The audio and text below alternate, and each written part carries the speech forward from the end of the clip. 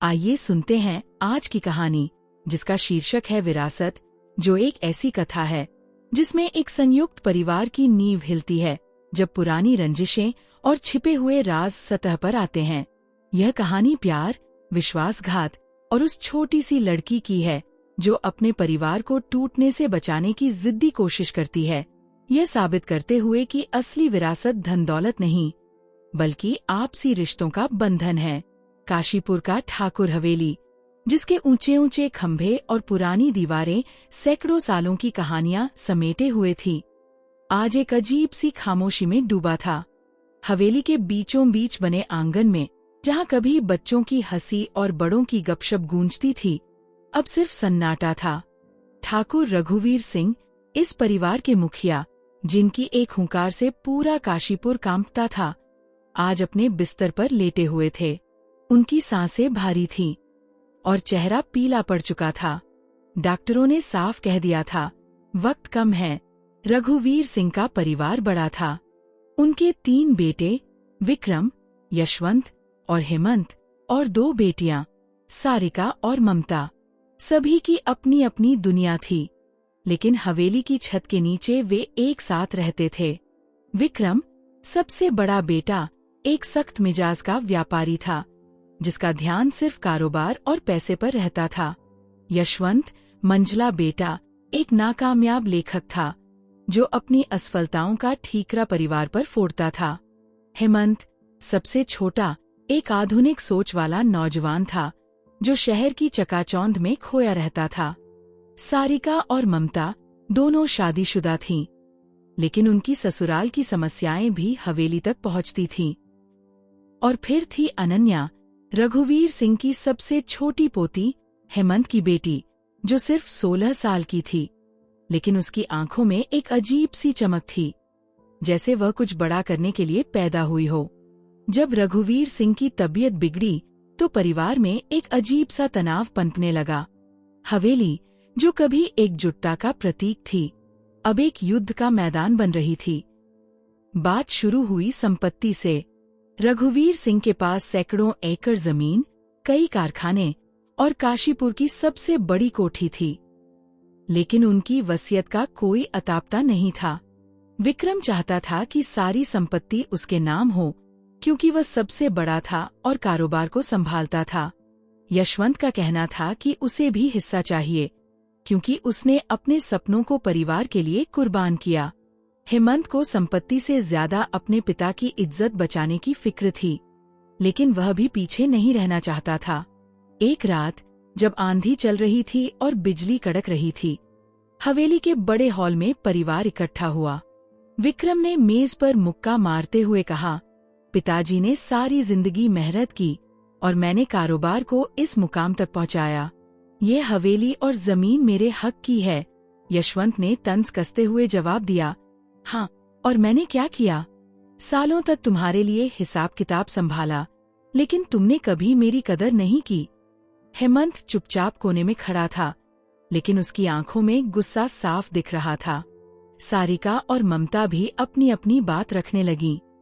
हवेली में चीख पुकार मच गई, लेकिन इस सबके बीच अनन्या चुपचाप सब सुन रही थी। वह अपने दादाजी के कमरे में घंटों बैठती थी, उनकी पुरानी कहानियां सुनती थी और उनकी सलाह को दिल में बिठाती थी। रघुवीर सिंह ने एक बार अनन्या से कहा था, बेटी, यह हवेली ईंट और पत्थर से नहीं, प्यार और विश्वास से बनी है। अगर यह टूटा तो सब कुछ बिखर जाएगा। अनन्या को ये बात हमेशा याद रही। जैसे जैसे रघुवीर सिंह की हालत बिगड़ती गई, परिवार में दरारें और गहरी होने लगी। एक दिन विक्रम ने घोषणा कर दी कि वह हवेली का एक हिस्सा बेचने जा रहा है, ताकि कारोबार में नया निवेश कर सके। यशवंत ने इसका विरोध किया और कहा कि वह कोर्ट जाएगा। हेमंत ने अपने पिता को धमकी दी कि अगर संपत्ति का बंटवारा ठीक से नहीं हुआ तो वह परिवार छोड़कर चला जाएगा। हवेली में अब हर कोई एक दूसरे का दुश्मन बन चुका था। एक शाम जब बारिश रुक रुक कर हो रही थी, अनन्या ने कुछ करने का फैसला किया। वह हवेली के पुराने तहखाने में गई, जहां रघुवीर सिंह की पुरानी चीजें रखी थीं। वहां उसे एक पुराना संदूक मिला, जिस पर ताला जड़ा था। अनन्या ने घंटों मेहनत करके ताला तोड़ा और अंदर उसे एक पुराना पत्र मिला। यह रघुवीर सिंह की वसीयत थी। पत्र में लिखा था कि सारी संपत्ति को परिवार के बीच बराबर बांट दिया जाए, लेकिन एक शर्त थी। संपत्ति तभी मिलेगी जब परिवार एकजुट रहेगा। अगर कोई भी हिस्सा बेचने की कोशिश करेगा तो सारी संपत्ति एक ट्रस्ट को चली जाएगी, जो काशीपुर के गरीब बच्चों की पढ़ाई के लिए काम करेगा। अनन्या ने यह पत्र परिवार को दिखाया, लेकिन इसके बजाय कि वे एकजुट होते, उनकी लड़ाई और बढ़ गई। विक्रम ने कहा कि यह पत्र फर्जी है। यशवंत ने अनन्या पर इल्जाम लगाया कि उसने यह सब अपने फायदे के लिए किया। हेमंत ने चुप्पी साध ली। अनन्या का दिल टूट गया। वह समझ नहीं पा रही थी कि वह अपने परिवार को कैसे बचाए। एक रात जब हवेली में सन्नाटा था, अनन्या ने अपने दादाजी के कमरे में जाकर उनकी तस्वीर के सामने बैठकर रोना शुरू कर दिया। तभी उसे एक विचार आया। उसने अपने स्कूल के दोस्तों की मदद से एक योजना बनाई। वह हवेली में एक बड़ा समारोह आयोजित करने वाली थी, जिसमें काशीपुर के सभी लोग शामिल हों। उसने अपने चाचाओं और बुआओं को इस समारोह में शामिल होने के लिए मजबूर किया। उसने कहा कि यह उनके दादाजी की आखिरी इच्छा थी। समारोह की रात हवेली फिर से जीवंत हो उठी। रंग बिरंगी रोशनी, संगीत और लोगों की भीड़। अनन्या ने मंच पर खड़े होकर अपने दादाजी की कहानियां सुनाईं। कैसे उन्होंने इस हवेली को बनाया, कैसे उन्होंने परिवार को एकजुट रखा और कैसे उन्होंने हमेशा दूसरों की मदद की। उसने वसीयत का पत्र पढ़ा और सबको बताया कि असली विरासत धन दौलत नहीं, बल्कि वह प्यार और विश्वास है जो इस परिवार को एक रखता है। उसकी बातें सुनकर परिवार के सभी सदस्यों की आंखें नम हो गईं। विक्रम को अपनी गलती का एहसास हुआ। उसने माना कि उसने लालच में आकर परिवार को तोड़ने की कोशिश की। यशवंत ने अपने भाइयों से माफी मांगी और कहा कि वह अब अपने सपनों को फिर से जीने की कोशिश करेगा। हेमंत ने अनन्या को गले लगाया और कहा, तूने हमें बचा लिया छोटी। सारिका और ममता ने भी एक दूसरे को गले लगाया और पुरानी रंजिशें भूल गई। रघुवीर सिंह की मृत्यु के बाद परिवार ने उनकी वसीयत का सम्मान किया। संपत्ति का बंटवारा हुआ, लेकिन अब वह लालच का कारण नहीं था। हवेली फिर से हंसी खुशी से गूंजने लगी।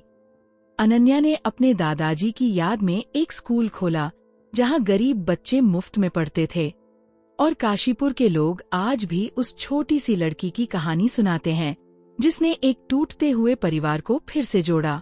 जीवन का असली सबक ये है कि धन दौलत आती जाती रहती है, लेकिन रिश्तों की कीमत अनमोल होती है। अगर हम अपने अहंकार और लालच को छोड़ दें, तो हर परिवार एक हवेली बन सकता है, प्यार और विश्वास की हवेली।